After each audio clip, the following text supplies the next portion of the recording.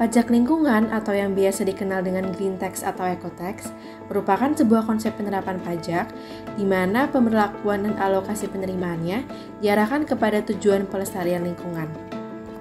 Pajak lingkungan terbagi menjadi beberapa kategori, antara lain pajak energi, pajak transportasi, pajak atas polusi, dan pajak atas sumber daya. Instrumen pajak lingkungan ini digunakan untuk mengoreksi biaya sosial yang timbul dari eksternalitas negatif akibat pencemaran lingkungan. Pajak lingkungan dapat berupa pajak emisi, pungutan atas penggunaan sumber daya alam dan lingkungan hidup, serta pungutan atas dasar produk. Pemanasan global adalah suatu bentuk ketidakseimbangan ekosistem di bumi akibat terjadinya proses peningkatan suhu rata-rata atmosfer, laut, dan daratan di bumi. Peningkatan suhu bumi ini disebabkan oleh konsentrasi karbon dioksida dan karbon monoksida yang tinggi di bumi. Karbon dioksida dan karbon monoksida akan membentuk semacam lapisan yang akan menahan panas bumi keluar, sehingga panas yang ditimbulkan akan terkurung di dalam seperti pada rumah kaca. Efek rumah kaca sendiri terjadi karena peningkatan emisi gas-gas seperti karbon dioksida, metana, dinitroksida, klorofluorokarbon, dan lain-lain, sehingga energi matahari terperangkap dalam atmosfer bumi. Akan tetapi, sebagian besar unsur yang dikeluarkan dan yang berkontribusi dalam pemanasan global ialah karbon. Aktivitas manusia yang menghasilkan gas dalam efek rumah kaca dalam jumlah yang besar, terutama karbon dioksida yang terakumulasi di dalam atmosfer bumi, dapat mengakibatkan perubahan iklim suatu negara, bahkan di seluruh dunia. Hal ini membuat isu pemanasan global menjadi perhatian khusus bagi kebanyakan negara dalam mengendalikan efek rumah kaca yang terdapat dalam ozon bumi agar jumlahnya tidak semakin bertambah. Hasil dari efek rumah kaca berupa gas emisi yang disebabkan oleh sebagian besar aktivitas perekonomian yang meliputi produksi, distribusi, dan konsumsi yang berasal dari bahan bakar fosil. Proses ini pada akhirnya akan menimbulkan emisi bagi lingkungan. Diperlukan adanya suatu kebijakan khusus yang dapat mengendalikan jumlah emisi karbon yang terdapat pada lapisan ozon bumi.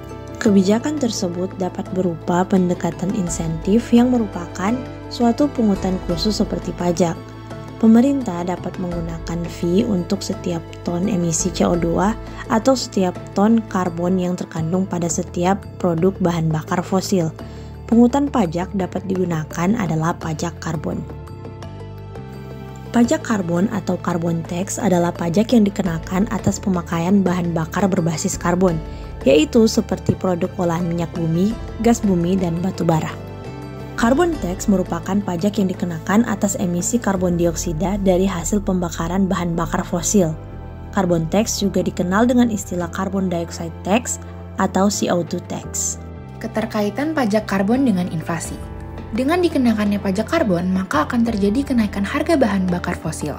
Akibatnya berdampak juga dalam harga utama produksi beberapa sektor ekonomi yang memakai bahan bakar tersebut. Dengan kenaikan harga utama produksi inilah yang mengakibatkan harga jual barang mengalami kenaikan.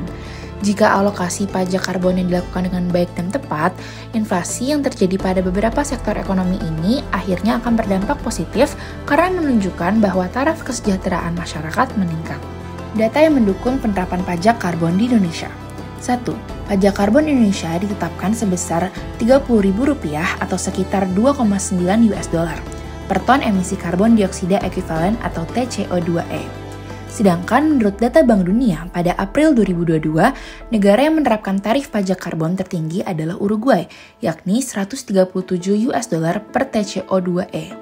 Sehingga tarif pajak karbon Indonesia tergolong rendah dibandingkan dengan negara-negara lain di dunia. 2. Berdasarkan data dari Carbon Brief, pada tahun 2015, Indonesia menduduki posisi keempat sebagai negara dengan penghasil emisi gas rumah kaca terbesar di dunia. Oleh karena itu, penerapan pajak karbon di Indonesia memiliki potensi untuk mengurangi emisi gas rumah kaca dan meningkatkan pendapatan negara. 3. Emisi gas rumah kaca di Indonesia terus meningkat dari tahun ke tahun. Berdasarkan data daripada tahun 2021, emisi gas rumah kaca Indonesia sebesar 259,1 juta ton CO2 dan diproyeksikan meningkat 29,13% menjadi 334,6 juta ton CO2 pada tahun 2030. 4. Pemerintah Indonesia telah berkomitmen untuk menurunkan emisi gas rumah kaca sebesar 29% atau 834 juta ton CO2 pada tahun 2030. Penerapan pajak karbon di Indonesia. Pajak karbon di Indonesia ditetapkan melalui Undang-Undang Harmonisasi Perpajakan pada tahun 2021. Penetapan pajak karbon di Indonesia memakai skema cap and tax, yakni pemungutan pajak ketika suatu perusahaan diketahui menghasilkan emisi yang melebihi baku mutu yang telah ditentukan. Pemerintah Indonesia menunda penerapan pajak karbon ini hingga tahun 2025. Penundaan pajak karbon ini merupakan penundaan yang kesekian kali setelah pada akhir tahun 2021. Pemerintah berencana mengimplementasikan pajak karbon yang diamanatkan dalam Undang-Undang Nomor 7 Tahun 2021 tentang harmonisasi perpajakan mulai 1 April tahun 2022. Alasan implementasi pajak karbon ini diundur yaitu untuk menunggu kesiapan mekanisme pasar karbon. Meskipun pemerintah Indonesia menunda penerapan pajak karbon hingga tahun 2025, Indonesia telah memberlakukan pajak karbon secara terbatas pada sektor pembangkit listrik tenaga uap PLTU batubara pada tahun 2022. Dampak penerapan pajak karbon. Dampak positifnya meliputi 1. Meningkatkan kesadaran masyarakat dan pelaku usaha akan pentingnya pengurangan emisi gas rumah kaca. 2. Meningkatkan investasi pada teknologi ramah lingkungan dan energi bersih. 3. Meningkatkan pertumbuhan ekonomi melalui peningkatan pendapatan pemerintah dari penerimaan pajak karbon. 4. Menurunkan emisi gas rumah kaca dan membantu mengurangi dampak perubahan iklim. Lalu dampak negatifnya, 1. Meningkatkan biaya produksi dan harga jual produk, terutama bagi industri yang menghasilkan tingkat emisi gas rumah kaca tinggi dalam produksinya. 2. Menurunkan tingkat investasi bagi perusahaan yang masih belum melakukan produksi yang ramah lingkungan, sehingga berdampak pada penurunan pertumbuhan ekonomi.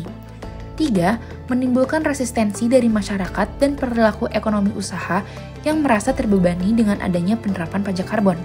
Dan 4. Menimbulkan ketidakpastian bagi pelaku usaha dalam mengambil keputusan investasi. Nah, kesimpulannya, pajak karbon adalah pajak yang dikenakan atas pemakaian bahan bakar berbasis karbon.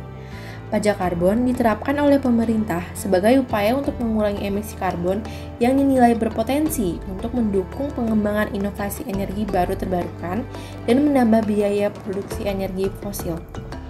Selain untuk menurunkan emisi gas rumah kaca, pajak karbon ini juga diharapkan dapat meningkatkan perekonomian negara dan kesejahteraan masyarakat jika diterapkan di Indonesia.